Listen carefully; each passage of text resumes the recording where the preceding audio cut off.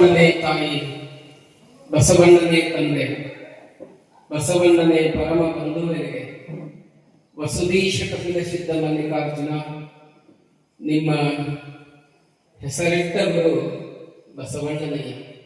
ಪ್ರಾತಸ್ಮರಣೀಯರಾದ ಬಸವಾದಿ ಶಿವಶರಣರನ್ನ, ಪ್ರಪಂಚದ ಎಲ್ಲ ದಾರ್ಶನಿಕ ಸಂತ ಮಹಂತರನ್ನ, ಚರಿತ್ರ ನಾಯಕರಾಗಿರ್ತಕ್ಕಂಥ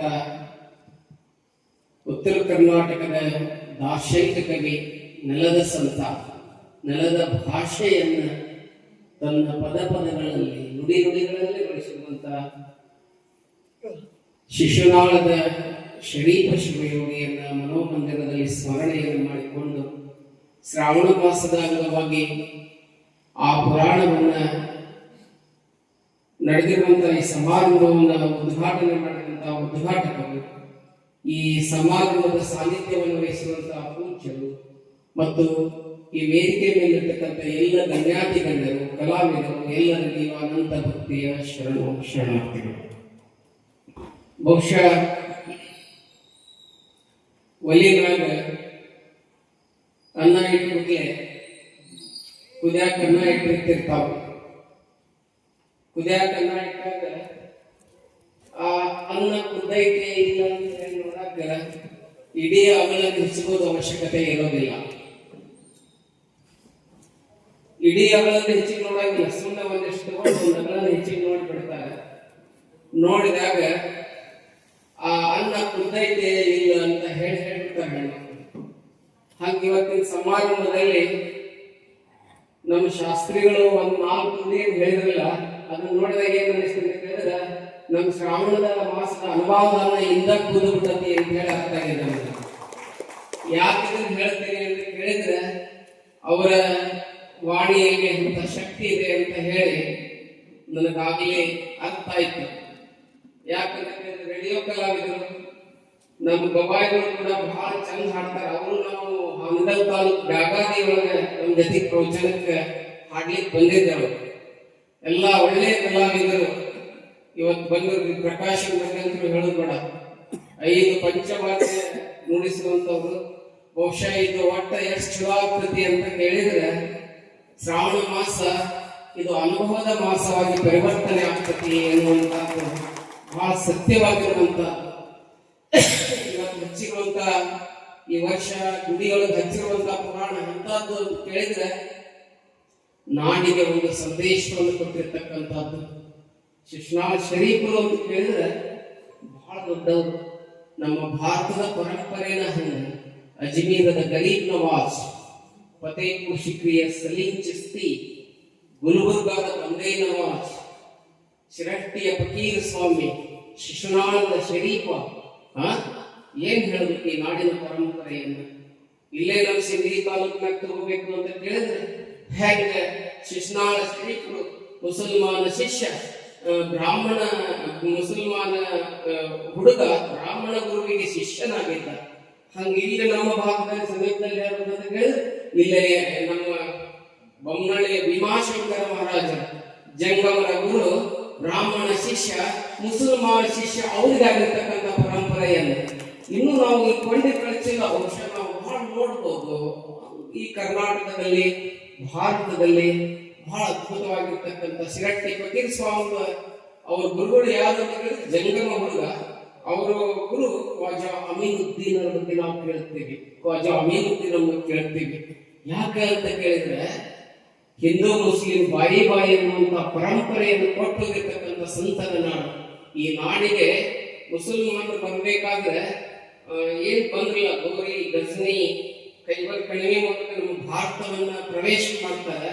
ಅವ್ರು ನಮ್ಮ ಕೈಯಲ್ಲಿ ಕುರಾನ್ ಅನ್ನು ಹಿಡ್ಕೊಂಡು ಬಂದ್ರೆ ಹಿಂದ್ ಬಂದ್ರು. ಅವ್ರ ಹಿಂದೆ ಯಾರು ಬಂದ್ರು ಅಂತ ಕೇಳಿದ್ರೆ ಇರಾಕ್, ಇರಾನ್, ಅರಬ್ ಕಂಟ್ರೀಸ್ ನಿಂದ ಬಂದ್ರು.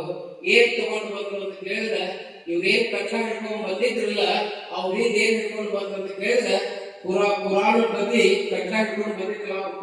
ಈ ಸೂಫಿ ಪರಂಪರೆಯಲ್ಲಿ ತಗೊಂಡು ಬಂದ್ರು. ಸೂಫಿ ಪರಂಪರೆಯಲ್ಲಿ ಬಿಟ್ಟಿದ್ರು. ಏನು ಅಂತ ಕೇಳಿದ್ರೆ, ಅಲ್ಲಿ ಹಿಂದೂ ಮುಸ್ಲಿಮರ ಸಾಮರಸ್ಯವನ್ನ ಆ ಕೊಂಡಿಯನ್ನು ಪ್ರಾರಂಭ ಮಾಡಿದ್ರು. ಆ ಕೊಂಡಿಯ ಕರ್ನಾಟಕದ ಒಂದು ಪ್ರತೀಕ ಯಾರು ಅಂತ ಕೇಳಿದ್ರೆ ಹಜ್ಜುಮಾ ಇಮಾಮ್ ಸಾಹೇಬ್ ಅವ್ರ ಮಗ ಯಾರು? ಶಿಶುನಾಳದ ಶರೀಫ. ಅವ್ರ ಹೆಂಡತಿ ಫಾತಿಮಾ, ಅವ್ರ ಮಗಳು ಲತುಮಾ ಅಂತ ಹೇಳಿ ಬರ್ತಾರೆ. ಬಹಳ ಅದ್ಭುತವಾದಂತ ಚರಿತ್ರೆ ಇದೆ. ಅದು ಬಹುಶಃ ಒಂದಿಷ್ಟು ಹುಡುಗರು ಆಳ್ತಿರ್ತಾರೆ, ಶಾಸ್ತ್ರಗಳು ಹೇಳ್ತಾರೆ. ನಾನು ಅದನ್ನ ಹೇಳೋದು ಸರಿ ಇರಂಗಿಲ್ಲ. ಬಹುಶಃ ನಾನು ಈ ಸಲ ಪುರಾಣಕ್ಕೆ ಹೋಗ್ಬೇಕಾಯ್ತು. ಒಂದು 11ನೇ ತಾರೀಕಿನಿಂದ ಪುರಾಣ ಇಲ್ಲೇ ಲೋಕಲ್ ಪುರಾಣ ಹೇಳ್ಬೇಕಾಗಿದೆ. ಹೀಗಾಗಿ ನಾನು ಕಟ್ಟಿ ಹಾಕಿಬಿಟ್ಟಿದ್ರೆ ಎಲ್ಲಿ ಹೊರಗೆ ಹೋಗಕ್ ಆಗಲಿಲ್ಲ. ಈ ಸಲ ಬೆಂಗಳೂರು, ಹೈದರಾಬಾದ್ 2 ಕಡೆ ನನ್ನ ಪುರಾಣ ಇದು ಹೋಗಿಲ್ಲ. ನಾನು ಈ ಕಟ್ಟಿ ಹಾಕಿದ್ದಕ್ಕೆ ನಾನು ಈ ಒಂದು ಸನ್ನಿವೇಶದಲ್ಲಿ ಕುತ್ಕೋಬೇಕಾಯ್ತು ನಿಜವಾಗ್ಲಿಲ್ಲ. ಒಂದಿಷ್ಟು ಹುಡುಗರು ಆಡ್ತಿರ್ತಾರೆ. ಆಡ ಮುಂದೆ ಒಬ್ರು ಬರ್ತಾರೆ, ಜ್ಞಾನಿಗಳು ಬರ್ತಾರೆ. ಆ ಕಡೆಯಿಂದ ಬಂದು ಆ ಹುಡುಗನ್ ನೋಡ್ತಾರೆ. ಒಬ್ಬ ಸ್ಟೆಥೋಸ್ಕೋಪ್ ಅಲ್ಲಿ ಇಟ್ಟಿರ್ತಕ್ಕಂಥ ಒಬ್ಬ ಜ್ಞಾನಿ ಆಕಾಶವನ್ನ ನೋಡೋ ಮುಂದೆ ಹೊಸದೊಂದು ಏನೋ ಗ್ರಹ ಕಾಣ್ತಂದ್ರೆ ಬಹಳ ಖುಷಿ ಪಡ್ತಾನಂತವ.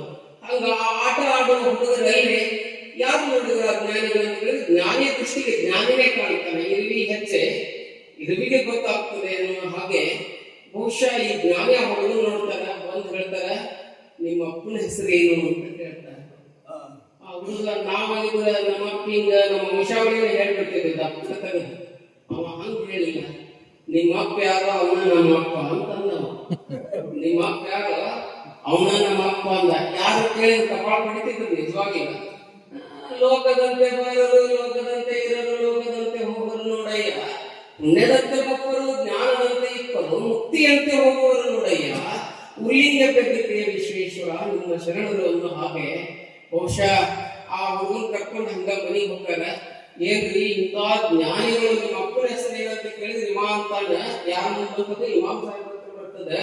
ಇಮಾಮ್ ಸಾಹೇಬ್ ಅಂದಾಗ ಅಮ್ಮ ಅಂತಾನೆ. ನಿಮ್ಮ ಅಪ್ಪ ಯಾರು ಅಂದಾಗ ನಿಮ್ಮ ಅಪ್ಪನೇ ನಮ್ಮಪ್ಪ ಅಂತಾರೆ. ಎಲ್ಲರಿಗೂ ಆಶ್ಚರ್ಯ ಆಗಿರ್ತದೆ. ಜ್ಞಾನಿಗಳಿಗೆ ಮಾತ್ರ ಅದು ಏನಾಗಿರ್ತದೆ ಅಂತ ಹೊಸದೊಂದು ಲೋಕ ಅಲ್ಲಿ ನಿರ್ಮಾಣ ಆಗಿರ್ತದೆ. ಹೊಸದೊಂದು ಲೋಕ ನಿರ್ಮಾಣ ಆಗಿರ್ತದೆ.